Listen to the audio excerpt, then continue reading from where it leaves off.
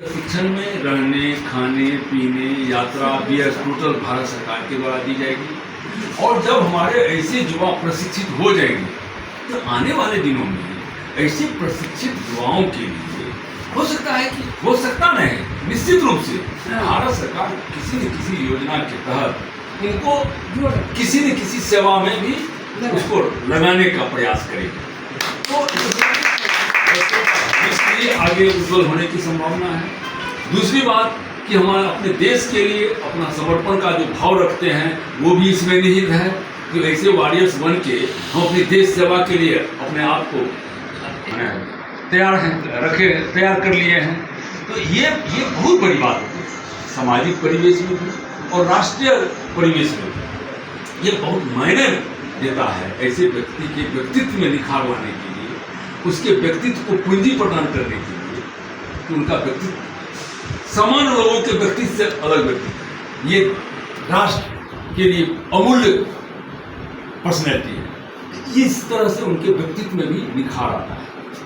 तो इसके लिए जरूरी है, जैसा कि मैडम ने निर्देशित की है, तो सबसे पहले तो हम अपने जो नए कोऑर्डिनेटर साहब चंद्रदेव ठाकुर, प्रोफेसर चंद्रदेव ठाकुर जी हैं, उनको मैं बधाई देता हूँ आपके समक्ष। इन्होंने प्रोग्राम ऑफिसर के रूप में यहाँ NSS का यहाँ पर उन्होंने कार्य संभाल लिया है और बेहतर प्रदर्शन भी कर रहे हैं। जरूरत है कि और बेहतर प्रदर्शन करके among the university, among the college आप बेहतर कोऑर्डिनेटर के रूप में या प्रोग्राम ऑफिसर के रूप में अपने आप को स्थापित कर पाएँ। इसके लिए आपको विशेष रुचि लेने की जरूरत है, विशेष प्रशिक्षण प्राप्त करने की जहाँ जरूरत है तो कभी मैडम से संपर्क करके जिस चीज़ की जानकारी नहीं है, फिर यूनिवर्सिटी में NSS कोऑर्डिनेटर है उनसे उनके संपर्क में रहकर या जो जानकार लोग हैं उनके संपर्क में रहकर आपको इस NSS से जुड़ी हुई तमाम छात्र छात्राओं और NSS के द्वारा जो निर्धारित ये क्या कहते हैं कार्यक्रम है उसको समय समय पर बखूबी अंजाम देने की जरूरत है।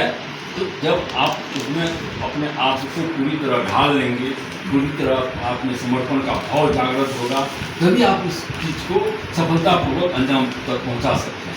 यदि आप इसमें थोड़ा भी संकोच बरतेंगे, थोड़ी भी लापरवाही बरतेंगे, तो फिर उस मुकाम को प्राप्त करने में आपको कठिनाई होगी और घोर कठिनाई होगी। तब आप उस कंपटीशन के दौर में अपने आप को और लोगों से बेहतर स्थापित नहीं कर पाएंगे। इसलिए ज़रूरत है कि NSS का जो कोऑर्डिनेटर की दायित्व आपके किसी को आई है तो आप विश्वविद्यालय स्तर पर अपने आप को उस रूप में स्थापित करें। एक सफल ये प्रोग्राम ऑफिसर के रूप में आप दिखाने का भी प्रयास करें। अभी मैडम ने एक उदाहरण पेश किया हम लोगों के समझ कि बेहतर योजनाओं की तरफ जो कितनी कॉलेज के पहले NSS के कोऑर्डिनेटर ये प्रोग्राम ऑफिसर थे, आज संयोग से उनमें खासियत थी, उनमें उस ऊर्जा का संचार था जिसको पहचान कर विश्वविद्यालय प्रशासन ने उनको वह दायित्व दिया है। कल आप में वो चीज आ जाए, हो सकता है कल आपको मौका मिलेगा, है विश्वविद्यालय मिलेगा, हो सकता है कि आपको राज्य स्तर पर कोई मौका मिल जाए, देश के स्तर पर आपको कोई अवसर मिल जाए। इसके लिए भी आपको तैयार रहना। यह एक सीढ़ी है, इस सीढ़ी के बदौलत इस सीढ़ी के माध्यम से आप उस ऊंचाई तक पहुंच सकते हैं। NSS के माध्यम से जिस ऊंचाई पर पहुंचने के लिए आपको चाहिए क्या, जो सब कुछ चाहिए उस चीज को आपको करने की जरूरत है। ठीक है, मेरी शब्दों के साथ अपने बच्चों को भविष्य की कामना करता हूँ और मैडम के प्रति साधुवाद, धन्यवाद, आभार प्रकट करता हूँ कि महाविद्यालय में पहुंचकर इन्होंने हमारे बच्चों को संबोधित की और बच्चे को प्रेरित की। तो बच्चे को मैं भारत पोर्टल क्या है, फिर इसमें दूसरे से कैसे जुड़ना है, नहीं कितना तुम्हारा बेहतरीन लड़का है और बेहतरीन कार्य बना, सब कुछ में रुचि भी रहती है और काफ़ी तन्मयता के साथ, चाहे वो म्यूजिक डिपार्टमेंट में एक सफल छात्र के रूप में हो, अपने